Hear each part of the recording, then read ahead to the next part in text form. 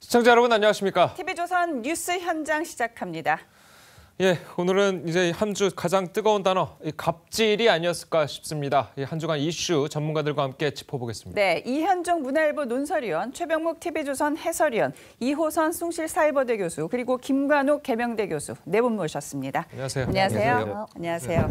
네, 먼저 첫 번째 주제 보겠습니다. 물 한 컵이 쓰나미로, 바로 이 대한항공 얘기인데요. 대한항공 오너 일가의 갑질 논란이 결국에는 대한항공 압수수색으로까지 이어진 상황입니다. 그야말로 물 한 컵이 쓰나미가 되어서 대한항공을 덮친 상황인데요. 자, 최병묵 위원님, 이 총수 일가가 대한항공을 사실상 심부름센터처럼 운영을 했다. 그래서 해외에서 이제 쇼핑한 고가의 물건을 세관 신고 없이 들여왔다. 이러한 의혹이 지금 커지고 있는데요. 근데 이 품목이나 또 들여오는 수법들이 굉장히 기상천외했다면서요?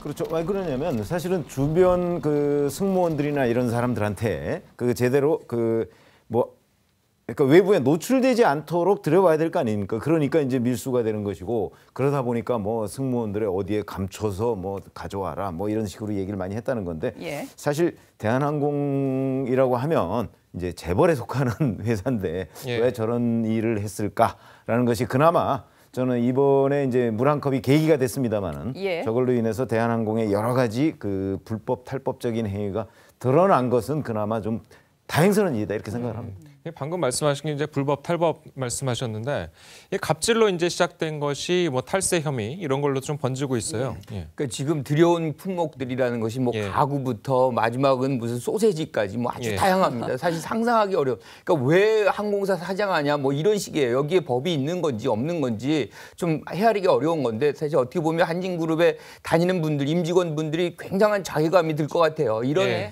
오너를 모시고 살아야 된다는 그런 부분들. 근데 여기서 이제 우리가 말씀하신 대로 그거를 일종의 이제 비행기 부품 같은 걸로 이제 처리를 한다 그러더라고요. 그래가지고 내부 거래 비슷한 걸로 해가지고 일종의 이제 관세를 안 내는 방식으로 해서 그 오너 일가들의 어떤 원하는 것들을 관세를 이제 안 내고 들여온 거고, 그에 이제 따라서 지금 관세청에서 지금 압수수색이 들어간 거잖아요. 그래서 그 안에 이제 집에 가봤더니 여러 가지 이제 가구들이라든가 뭐 이런 것들이 압수가 된 것이고, 그것이 절차적으로 이제 관세를 내고 수입한 것인지 그걸 확인하는 중인 것 같습니다.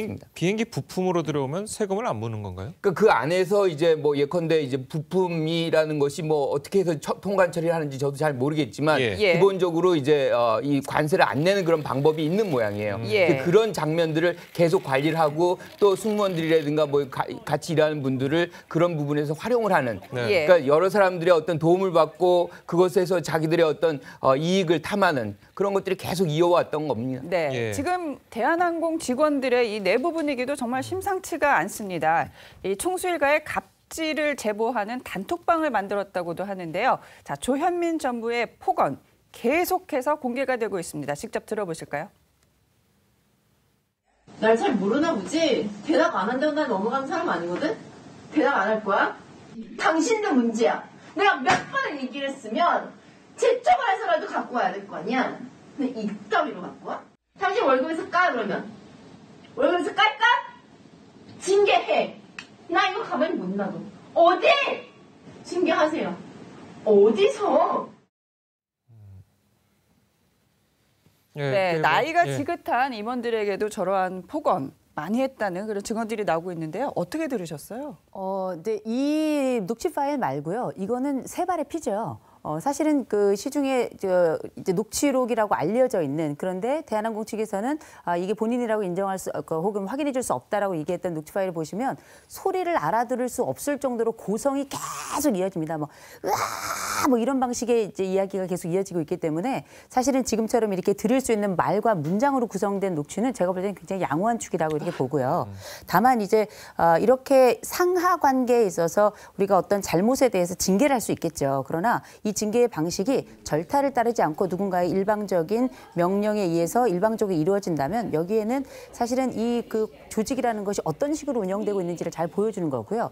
문제는 이 녹취 파일을 포함해서 다른 파일들, 그리고 가지고 이미 900명이 가입돼 있다고 하는 뭐 이른바 우리 갑질이라고 하는 그 낮은 예. 인권 감수성을 가지고 있는 대한항공 그 일가에 관련된 여러 진술들이 막 쏟아지고 있는데 그 진술들을 보자면 과연 이 그 가족이 가지고 있는 전반적인 어떤 정서적인 양상이랄까 이런 것도 좀 보이는데 이를테면 뭐 이명 이사장의 그 파일도 그렇고요. 그다음에 조현민 이번에 문제가 됐던 분의 파일도 그렇고 전반적으로 사람들이 얘기하는 게 이게 혹시 분노 조절이 안 되는 거 아니냐. 그러니까요. 기본적으로 이거는 제가 볼 때는 몇 가지 이유는 있는 것 같습니다. 하나는 인권 감수성에 대해서 제대로 이제 훈련된 바가 없고요. 두 번째로는 우리가 흔히 이런 일련의 감정 조절은 대개는 학습에 의해서 이루어지는 경우가 많습니다. 근데 이제 어머니의 그 반응 방식을 볼 때에는 이런 학습이 일어났을 가능성이 굉장히 높다고 판단이 되고 예. 또 한 가지는 실제 우리가 감정 조절이 잘 안 된다는 거는 우리가 감정 조절의 스위치가 완전히 망가진 건데 이를테면 보일러의 스위치가 망가지면 보일러도 힘들지만 그 집안에 있는 사람 다 죽는 거거든요. 그렇죠. 그래서 예. 이런 부분들이 실제 일정 부분 제가 볼 때는 예. 분노 조절 장애에 대한 진단은 가능할 거로 보고요. 예. 정말 치료가 필요함에도 불구하고 그런 기회가 없지 않았나 싶습니다. 그렇군요. 예. 자, 이 대한항공 총수 일가 갑질이 세상에 알려진 것은 이른바 이제 땅콩 해양 사건이죠. 이 사건 당시 피해자 박창진 사무장 입장 들어보겠습니다. 왜 이들에게 반칙이 쉽게 허용이 되고 있는가? 왜 면죄부가 쉽게 주어지고 있는가? 왜 약자인 저에게 이게 초래되어 있는 이 고통과 극심한 잔인한 이 생존의 상황은 외면시되고 있는가? 그게 누구에 의해서 이렇게 이루어지고 있고 우리가 왜 어떤 방관자 입장을 취하고 있는지를 한번 좀 생각해봤으면 좋겠다 그런 생각이 듭니다. 자, 이거 보니까 이 갑질 문제가 계속해서 이제 문제가 되고 있는데 이제 청와대 청원 문제도 좀 문제가 되고 있죠. 네. 청와대가 이제 대한항공 운영진 교체 그리고 뭐 국적기를 회수해야 된다 이런 예. 청원도 좀 있고 이게 계속해서 좀 올라가고 있다면서요. 그래서 지금 이제 국민들의 반응이 정말 뜨겁습니다. 예. 뭐 물론 직원들도 지금 보면은 따로 이제 단톡방을 만들어서 지금 비리를 이제 고발하고 있는 상황인데 예. 문제는 지금 이 국면에서도 지금 이제 대한항공 그 본사 7층에 보면 조양호 회장의 사무실이 있습니다. 예. 거기에 방음 공사를 하고 있다는 거죠. 그러니까 이게 직원들이 또 폭로를 해서 드러난 것인데, 예. 자 지금 이렇게 지금 대한항공 전체가 위기에 쌓여 있으면 예. 정말 지도부는 이 문제를 어떻게 해결할 것인지, 예. 또 국민들 앞에 어떻게 또 나갈 것인지 이 문제를 고민해야 되는데 문제는 이 녹취록 자체가 보면 밖으로 자꾸 새니까 예. 자신들의 목소리를 더 이상 밖으로 못 세게 하기 위해서 회장실에 지금 방음 공사를 하고 있다는 거예요. 자 이런 걸 보면 이 문제에 대한 접근 방식 자체가 지금 여전히 제대로 못 보고 있는 것이 아닌가. 예. 그렇기 때문에 사실 아직까지도 지금 조현민 전무가 지금 국민들 앞에 나서서 사과 한 번 하지 않았지 않습니까? 그러네. 그리고 지금 아직까지도 대기 발령입니다. 네. 근데 그거는 지금 대기 발령은 대한항공만 대기 발령이지 나머지 지금 직책이 많이 있어요. 한 7가지가 됩니다. 여기서 다 월급을 받고 있어요. 네. 그러니까 실질적으로 아무런 지금 피해가 없는 것이고 예. 이제 그런 상황인데 문제는 이제 이런 것들이 청와대 이제 청원 홈페이지에 뭐 20만이 곧 넘어갈 것 같은데 근데 문제는 법적으로 할 수 있는 장치가 별로 없다는 거죠. 왜냐하면 이제 국적기인데 사실은 국적기에서 좀 대안을 빼라. 그다음에 이제 태극마크를 좀 빼라. 이렇게 주장을 하고 있지만 실제로 이건 법적으로 가능하지가 않는 문제인데 예. 지금 문제는 이제 바로 아까 말씀하셨던 포탈. 관세 예. 포탈. 네. 이 수사가 좀 간단치 않을 것 같아요. 왜냐하면 지금 최근에 임명된 김영문 관세청장이 검찰 출신입니다. 그러다 보니까 지금 뭐 압수수색이라든지 굉장히 수사를 강하게 하고 있고 지금 예. 국토교통부도 지금 김현미 장관이 직접 나서서 이 왜 이중 국적자인 조혜민 전무가 그게 예. 그러니까 등기사 등록이 됐는지 이 문제를 직접 조사하고 있다고 하니까 좀 결과를 지켜봐야 될 것 같습니다. 예. 자, 이렇게 뜨거운 이 국민 여론이 혹시라도 재벌 개혁으로 이어지지 않을까라는 그런 관측도 있는데 어떻게 그러니까 뭐 보십니까? 전면적으로 이거 하나하나를 이제 따지고 들어가야지 이게 이제 시발이 돼가지고 모든 재벌의 개혁을 간다. 이거는 어떻게 보면 무리한 움직임이다라고 보고요. 뭔가 현상이 있어야지 뭐 사실은 조사도 하고 뭔가 개선책도 나오고 하는 거고 예. 아까 말씀하신 부분에서 이제 정부가 할 수 있는 게 많지 않아요. 왜냐하면 이제 주주가 있고 그 부분에서 이제 50% 이상을 갖고 있다 그러면 예. 사실상 뭐 할 도리가 별로 없는데 예컨대 진에어 같은 경우는 조현민 전 부사장이죠. 전무죠. 전무가 등기 임원을 6년간 했는데 외국인 지금 국적이거든요. 예. 이거는 이제 사실은 불법인데 이거를 이제 유지했었기 때문에 진에어 같은 경우는 허가 취소가 가능한 부분이 있을 수 있을 것 같아요. 그래서 이제 그런 식으로 이제 정부가 할 수 있는 조치들은 또 해줘야만 예. 이 국면에서 다른 재벌들도 뭔가 경각심을 갖고 조심하지 않을까 이런 생각이 좀 드네요. 그렇군요. 예. 알겠습니다. 자, 다음 주제 한번 얘기해 보도록 하겠습니다. 다음 주제는 마음에 더 큰 흉터. 이 배우 한예슬 씨 이야기입니다. 자, 한예슬 씨가 지방종 제거 수술을 받다가 이제 뭐 의료 사고를 당했어요. 어떻게 된 겁니까? 의료 사고라고 해야 되겠죠. 지금 이제 SNS 상에도 그렇고 우리 지금 TV조선에서도 계속적으로 그 사진 한 장이 나가고 있는데 그 사진을 보시면 실제 이게 무슨 사진이지? 이게 아프겠는데? 이런 생각이 들 정도로 벌어진 상처가 지금 불룩 올라온 게 보이거든요. 그 상처에 대한 주변에 이렇게 그림 그려놓은 걸 보이는데 이게 지금 한예슬 씨의 옆구리 사진이고요. 이 한예슬 씨야 뭐 저희 오랫동안 시청자들의 사랑을 뜨겁게 받았는데 이 한예슬 씨가 실제 지방종이 생겼고 이걸 수술을 받으러 한 병원에 갔는데 이 병원에서 이 지방종을 제거하는 과정에서 살의 일부를 떼어서 거기 붙어있는 지방종을 제거하고 그다음에 이걸 다시 이어 붙였는데 이 부분에 일종의 곧 염증이 생긴 겁니다. 염증이 생긴 상태에서 이게 벌어졌는데 근데 이게 제대로 마무리가 되지 않으면서 지금 현재로는 화상 전문 치료 수술을 하는 그 병원에 가서 치료를 받고 있다는 거예요. 이 과정에서 이 부분이 의료 과실이다라는 걸 실제 여기 지금 주치의가 고백을 했고요. 그리고 이것과 관련해가지고 그럼 과연 뜨거운 국민들 사이에 이야기가 나오는 건 이건 한예슬이니까 가능한 거 아니냐. 일반인들이라면 이렇게 해줬겠느냐. 사과했겠는가. 보상 얘기했겠는가. 지금 이런 얘기가 나오고 있죠. 바로 이 부분인데요. 물론 뭐 집도인은 인터넷 방송에 나와서 수술 경위를 이야기를 하면서 실수가 있었다. 사과는 분명히 하긴 했습니다. 하지만 말씀하셨지만 한예슬 씨 같은 유명인이 아닌 일반인이 이런 일을 당했어도 저런 적극적인 어떤 입장을 표명을 했을까? 거기다가 지금 보세요? 이제 집도의가 나와서 얘기한 거는 초반에 차병원 입장은 또 그게 아니었어요. 초반에는 합병증으로 충분히 그런 건 있을 수 있다 이렇게 했어요. 자기네들 의료 과실이라는 점을 인정을 하지 않았습니다. 그렇죠? 인정하지 않다가 이제 그 여러 군데에서 야 이거 이렇게 뭐 상처 부위가 나가고 그러니까 다른 이제 전문가들도 그 이 지방종 제거 수술이 뭐 이 정도로 위험한 병이 아니라 간단한 수술이라는 거 아니에요.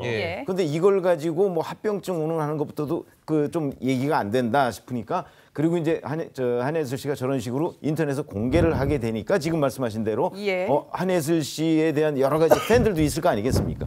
그런 어떤 압박에 못 이겨서 한예슬 씨한테 뭐 사과도 하고 보상도 논의하겠다. 이거는 뒤늦은 조치고요. 초반에는 뭐 합병증 운운하면서 사실 의료사고를 인정을 안 하려고 했거든요. 그런 점을 보다면 지금 네티즌들이 한예슬 씨가 아니었다면 과연 차병원이 저렇게 나왔겠느냐 하는 그 의혹 제기, 의문 이거는 좀 당연한 거로 보죠. 다른 사람 예를 들어서 평범한 사람이 가서 지방종 제거 수술을 받다가 저런 식으로 부작용이나 의료사고를 당했을 경우에 차병원에서 아마 제대로 협상조차 응하지 않을 가능성이 굉장히 많거든요. 왜냐하면 작년인가 재작년인가도 차병원 관련한 사고가 있었어요. 그때도 비슷한 전개 과정을 거쳤거든요. 그렇게 본다면 그 이런 의료 사고이든 아니든 여하튼 진상이 뭐냐 하는 것을 정확히 규명해내려는 차병원 측의 각성이 필요한 부분입니다. 그러니까 사실 이제 뭐 한예슬 씨가 관련돼서 그렇지만 연예인들 관련해서 이제 의료 사고들이 이제 꽤 있었는데 옛날에 이제 뭐 신해철 씨 관련도 있었고요. 그러니까 이런 식으로 해서 병원들이 좀 연예인이라서 말씀하셨지만 빨리 인정하는 그런 건 좀 고쳐져야 되지 않을까 좀 싶거든요. 아무래도 그 연예인들이 흔히 이제 우리가 공인이란 말을 어디다 어떻게 붙여야 될지 정확하지는 않습니다만 많이 알려진 사람들이고 또 팬층이 두텁고 실제 여러 사건 사고가 일어났을 때 기자들도 굉장히 빠르게 반응하는 대상이 연예인들이기 때문에 이 사람들에게 의료적인 문제가 발생했을 때 이 병원이 입을 타격은 일반인들보다 훨씬 더 클 것이다. 이런 가정이 있기 때문에 사실상 일반인들보다는 연예인, 특별히 특정 영역에 종사하는 분들에 대해서 민감하게 반응하는 게 사실인 것 같아요. 근데 이제 제일 중요한 거는 이런 일이 발생했을 때 이런 많은 부분들을 대부분의 경우에는 환자가 이런 의료와 관련된 사실에 관해 과실에 관해서 증명을 해야 되는 과정이 있는데 전문가도 아니죠. 거기다 시간도 굉장히 오래 걸리죠. 거대한 그 골리앗과의 싸움이다 이런 이야기가 나올 정도로 어렵기 때문에 이 연예인들이 가지고 있는 여러 이 과정들이 무조건 나쁜 것만은 아는 게 의료 사고가 발생했을 때 이런 부분들이 밝혀질 수 있구나라는 희망이 하나 있는 거고요. 두 번째로는 실제 의료 사고가 발생했을 때 사람들이 어떤 방식으로 일을 처리하고 누구의 도움을 어디서 받을 수도 있는지 정보를 또 얻게 되는 거거든요. 이런 것들이 기능을 하긴 합니다만 그럼에도 불구하고 법과 그리고 생명 앞에서는 지위고고와 그리고 빈부귀천이 없어야 될 것 같습니다. 자, 한예슬 씨가 여배우라는 또 이 특수성을 감안을 하면 보상 문제도 상당히 심상치 않을 것 같아요. 예. 어떻게 보세요? 사실 저도 지방종 수술을 해봤거든요. 아, 그래요? 이게 왜냐면 지방종이라는 게 이제 많은 사람들이 있습니다. 몸속에 이제 양성종양 비슷한 건데 이게 이제 다른 장기를 누른다든지 뭐 그런 위험성이 있기 때문에 이게 제거술을 하는 거거든요. 수술 과정도 그렇게 뭐 어렵진 수술은 아닙니다.